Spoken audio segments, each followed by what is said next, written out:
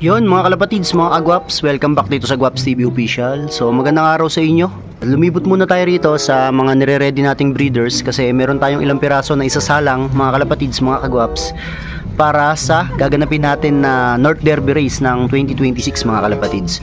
So ngayon, under pa tayo sa pagmomonitor at pagkukondisyon ng ibon natin na ikakarga natin ng last lap ng Santa Ana, Cagayan mga tropa. So binaba ko na rin pala mga agwaps itong tatay ni Mr. Albay at tinawagan ako ng pinanggalingan nito. Sobrang ganda pala mga kalapatids ng mga inilabas nung kapatid nito. So mga nag-overall champion, consistent na finisher. Kaya ang gagawin natin, ibibreed na rin natin to kasi si Albay pa lang yung nakuha natin na anak nito mga kalapatids. Bali ang line nito is Colson Puyo. So dito naman, ito yung kapatid ni Pakito. So nestmate niya mismo, and then itong Japan na galing kay Idol Ben Season. So ito yung mga piniprepare natin. Tapos possible dun dito mga tropa, ito meron pa rito. So medyo magulo pa lang. Another Colson mga kalapatids. Bibreed ko na rin yan from Sir Ian Ocampo. So ito mga kalapatids, pinasilip ko lang din kasi pupunta ako sa taas para ma-check ko yung kinukondisyon na ibon natin saka yung mga kalapati natin na ilalaban natin ng BBC mga tropa, hindi pa natin nasisimulan na palakasin ng katawan. So nag-i-start na yung North ng BBC. So hahabol tayo mga kalapatids para kahit pa paano may inaabangan tayo rito tuwing Sunday. Dito sa stock lot ko mga kalapatids, kondisyon na rin yung mga ibang mga ibon natin dito. So napurga ko na sila, na-deworm ko na. So ang next step natin is pagpapaligo, and then magbibigay tayo ng mga herbals na antibiotics, anti-sipon. So lahat yon herbals lang muna mga kalapatids, mga kagwaps, para nang sa gayon hindi natin masyadong maluto sa gamot yung katawan ng mga kalapati natin. So pasilip ko lang din sa inyo mga tropa, at alam ko naman na matagal nyo nang hindi nakita itong mga ibon natin dito at talagang nirecover natin sila kasi napabayaan ko sila ng ilang buwan din mga tropa. So ngayon pinagaganda ulit natin sila para magamit natin sa breeding season.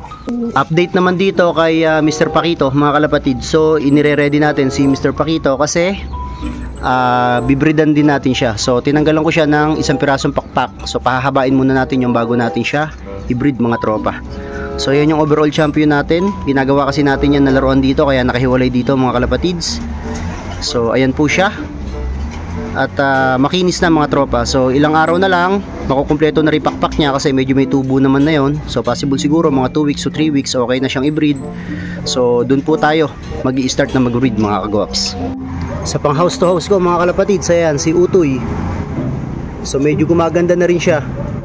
Hindi ko pa pinapaamo rito to, pero sa pang house to house ito yung pambato natin mga tropa. Hayaan lang muna natin siya dyan at medyo makulit pa doon pa umuwi sa bahay ng pinsan ko. Pag nagpatoka rito saka lang bumabalik dito mga kalapatids. Ayos na mga tropa yung mga kuwan natin dito, mga breeders natin. So tara dun sa taas mga kalapatids para masilip ko na rin si JJ at titingnan natin kondisyon kasi bukas Friday loadingan na nun, kaya kailangan ma-monitor natin mga tropa. Yun mga kagwaps, ito na tayo sa taas. So ito yung loop natin. Bali marami nagsasabi kasi maganda raw yung loop natin. So hindi naman po sobrang ganda mga tropa. Bali maayos lang po kasi ang kasya lang rito siguro na ibon baka nasa 60 to 70 lang siguro kasi tatlong divider naman to, tatlong division na halos magkakasukat lang din mga kalapatids.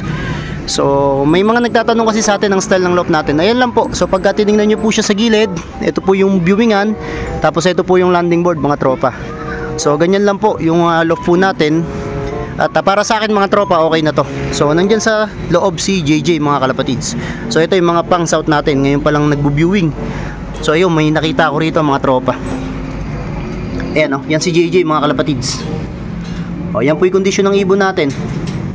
Bali siya po yung possible na malaban po ng side bet kung sakali man po na magkatuluyan. Pero inuunahan ko na po mga kalapatids yung mga kalapatids natin dito sa Nueva Ecija na hindi po malaki yung mangyayaring pustahan kasi baka nag-expect po yung iba dahil sobrang init po ng hamunan namin malaki na po agad yung magiging pustahan. Hindi po, mahirap po yung ganon na masyadong malaki magiging pustahan. Sa atin po pampainit lang naman po ng abangan mga tropa, kaya abangan nyo. At shoutout na rin sa mga kalaban natin. Lagi ko pong pinapaalala sa inyo mga brother, mga kalapatid sa Nueva Ecija, sa makaka-sidebit ko na kalapati lang magkalaban. Huwag natin masyadong isama yung damdamin natin kasi lahat naman tayo pan-share. So talagang kami lumalaban kami ng sidebet dati pa. So nilubay lang natin yon, hininto lang natin kasi napapagalitan tayo ni Mrs. Pero ngayon dahil napunta naman tayo ng last lap, which is Santa Ana, Cagayan, kakarga naman tayo, painitin at pagandahin na rin natin yung pag-aabang natin. So ayan mga kalapatids, ang kondisyon ni Mr. JJ. Shoutout nga pala kay paring Maron Francia, JCM Brothers Lop. Ayan ay kondisyon ng ibon pare, goods na goods. Mr. Albay mga tropa, ayan kita nyo mapula rin ang ilong kasi nagsusubo tong ibon natin na to. Ito yung anak nung Colson Puyo natin doon na sinasabi ko, yung mga pamangkin mga nag-overall champion, nag-finisher lalo na sa Manila pa. So shoutout kay Idol Francis Mana at nasabi niya sa atin at binalitaan niya tayo ng mga performance ng mga Colson Puyo niya na inilipad sa ibang lop mga kalapatids. Yung mga young birds natin dito na MacArthur banded mga kagwaps, mga naka-viewing pa lang. So medyo malilate talaga tayo ng training kasi mga bata pa, pero palalakasin natin sila mga kalapatids at pipilitin natin na rumonda sila ng matagal dito sa atin bago natin sila isakay sa truck. Ito yung mga ibon natin dito. So nagpasok na rin ako dito ng isang finisher natin ng pagudpud para gagawin ko kasing pakati doon sa pangkuan natin, side bed natin. Ayan mga kalapatids, namamara ako pa. Ayun siya, ay nakikipagtukaan sa gilid. Maganda kondisyon mga kalapatids ng ibon na yan, Ayan, ayun siya. Ito yung isa side bet natin sa Santa Ana, Cagayan. Susubukan natin kasi baka mamaya makapagpa-uwi ulit tayo, makapag-finish ulit tayo mga tropa. Ayan Actually, ngayon lang gumanda ng ganyan yung kondisyon ng ibon natin na to. Kasi dati hindi to namamara ako mga kalapatids, as in, kala ko hen. Pero nung nilagyan natin siya ng kapares o nilagyan natin siya ng hen, hindi ko alam kung pares na. Namamara ako pala mga tropa. Kak pala talaga tong si JJ. Ayan natututo pa nga siya makipag-away ngayon kalbado na sila rito mga kalapatids kasi tapos naman na tayo sa lahat ng program natin, wala na tayo ibibigay sa kanila mga tropa.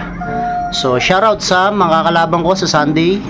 So napanood ko yung upload niya, medyo nagkaroon ata ng problema pero susubukan natin kung kukontak siya sa atin kasi kapag kumontak siya sa atin mga tropa, matutuloy po yung side beta namin. Pero kung sakali man po na hindi po matutuloy, gawa po ng may tama ng airgun po yung kanyang kalapate at yung dulo ng pakpak po may tama. So naiintindihan ko naman yun, basta't sabihin lang nila sa akin kung hindi matutuloy.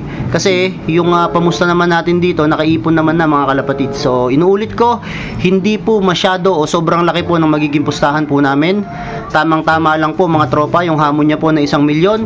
Hindi po yun maikakasa at sobrang laki na po nun. Baka po mawalan kami parehas ng asawa kung sakali man po na mababalitaan mga kalapatids.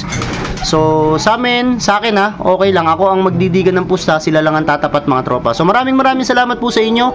Nawa po ay mag-enjoy at maging masaya po tayo sa ating pagkakalapate. Tandaan po natin na ang pagkakalapate po, kalapate lang ang magkalaban. Iwasan natin isama ang damdamin para hindi po tayo magkaroon ng kaaway sa larangan ng Pigeon Racing. Maraming salamat po. Dito ko natatapusin itong video na to. Muli, this is Kuya Ray and you are watching Guaps TV. Peace out.